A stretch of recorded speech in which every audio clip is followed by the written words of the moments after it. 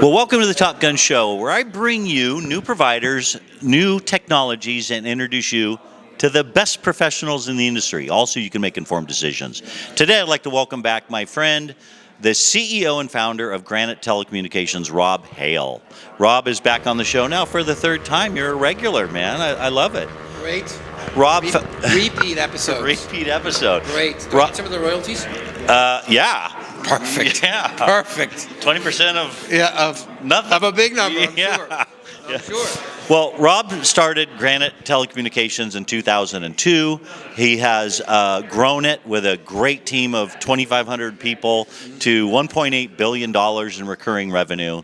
And it's an amazing organization, constantly on the growth trajectory. But this episode, I don't want to talk too much about Granite per se. I want to get to know Rob Hale. Great. And why is that? This is going to be a brief episode then, guys. This is going to be... And boring. You might want to click out now. Well, there's a quote, a famous quote, that people think telecom is a transactional business. It's not. It's a relationship business. Who said that? Rob Hale. It's the truth. So that's why we're getting to know him in a deeper way. Let's start at the top. You know, Forbes lists you, I hope this is okay to talk about because it's a Google thing. Forbes lists you to have a net worth of $5.8 billion. I understand it's more than that, but that's what Forbes says. Forbes also says there's only 574 people in the world that have accumulated more wealth than you. 574. Mm-hmm. That's not too many people. Mm-hmm. Yet, you still work out of a cubicle at headquarters. I've been there. Your kids' pictures are on the cubicle. Yes, you can oversee the 200 direct salespeople right in front of you. Yes. I get your emails at 5 or 6 in the morning because I'm on the West Coast that say, keep grinding. Yes. Put your foot on the gas pedal. Well, if you're on the West Coast, then you get those emails your time around 3 in the morning. Well, I get up at 4:30, so that's when I see them. Yeah.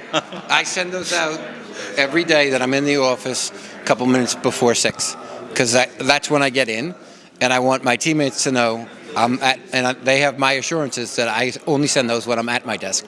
I want my teammates to know I'm at my desk a couple minutes before 6 every morning. So that's not a bot sending those out. That's you. That's you. I don't employ any bots. Well, let's talk about this. I talked about your net worth. You don't do this now for the money. I'm assuming you don't. It's just an assumption. You don't do it for the money. Where does this fire in your belly come from? I think it's two things. I truly enjoy working with partners, and partners can be traditional customers. Partners could be the channel. I truly enjoy working with partners that I enjoy their company.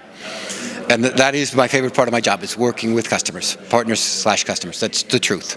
And when you create a solution that works well and you help a business be more prosperous, be more efficient, be more cost effective, and deliver on a commitment, and then in turn help your teammate or your partner live a better life, that's one of the greatest feelings in the world.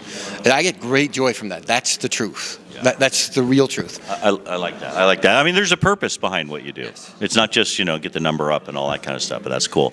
Well, I covered before in a prior episode that you've, and again, this is Google, says you've donated over $350 million to charities, children's charities, educational institutions, other organizations. You're constantly acknowledged by the state of Massachusetts as one of the leading philanthropists in the state. And thank you, by the way. That's a big deal to all of us, the employees, the community, and that kind of thing. I want to know where did that philanthropic seed come from? Not everybody wakes up with that kind of devotion to help people that need help. Where's that come from? I think I was raised that way. It feels like it's been a part of my family for 58 years. But our wherewithal has significantly increased, and therefore our capabilities to support have significantly increased. And again, the older I get, the more the realization becomes clear that Granite's successes are a byproduct of a community. And anybody who's had any great success, if they don't acknowledge that a community helped create that, I think they're mistaken. And I understand that community created these opportunities for us.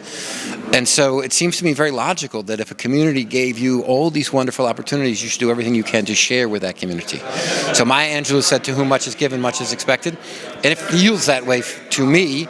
And Karen, my wife, and I like to lead our lives that way, and I think, Granite, that's part of the fabric of who we are, is sharing for the community, not just dollars, but time and energy and talent in all of our broader community. So it feels to me like that's a key ingredient in who we are, but also, therefore, a key ingredient in our successes. Because the people who work with us are generally people who care about the community, who then are some of the most talented people in our industry because they're empathetic. So the community and caring for it absolutely, actually, in the long run, creates a better Granite.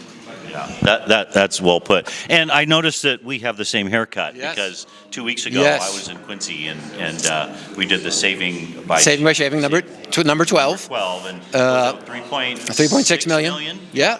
Yeah. And that's the 12th year in a row doing that. Yeah. In aggregate, just under $60 million has gone to pediatric cancer research or pancreatic cancer research. We support Boston Children's Hospital or Dana-Farber. Those are the two organizations we support. And that pancreatic cancer research funding is ultimately going to put a dent in that insidious disease. You mark my words. Yeah. No, I believe you. I believe you for sure. Well, last time you were on the show, I asked you about your vision for 3 to 5 years from now for Granite. I want to know your vision for yourself now for 10 to 15 years. You're just you're late 40s or something right 58. now. Okay, late 40s in my book. And so you're really in your prime. You're just now getting into your prime. Yes. So 10 to 15 years from now, look into the crystal ball for me, and where do you see Rob Hale? Politics? No. You're going to buy the New England Patriots? No. There's probably a good price on them right now. Where do you see yourself in 10, 15 years? My friend? To be honest, I do have lots of goals, most of which I can't share here, but I'm a goal-oriented person. I have all of these written down, and I keep a quarterly set of goals, an annual set of goals, and a lifetime set of goals. I would say where I would like to be, first and foremost, is happy, healthy family, period. Like, that's number one.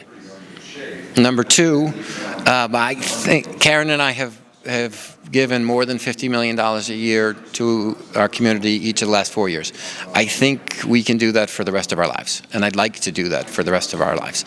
I would like to be, and I'm not trying to sound boastful, but I'd like to be recognized as the most philanthropic couple in New England, 10 or 15 years from now, because Granite's created this platform for us that we can then share those good tidings, and I want to do that. I would like Granite to be leading the industry. Again, I don't want to put a number on that, but leading this industry. I don't want Granite to be all things to all people. I want Granite to be singularly focused on multi-location, multi-device, big business, and be great at it. Be great at it, and I'd like to be healthy.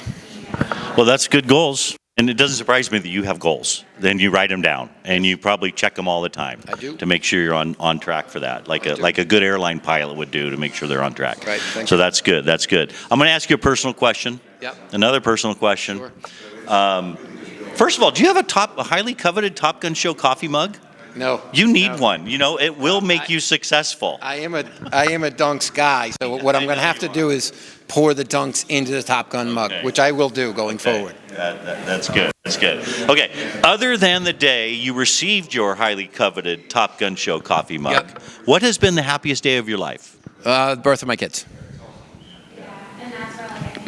There you go. That's another great answer. Thank you. Now, how many years ago was that? 24, 26, and 28. And a grandchild 6 months ago.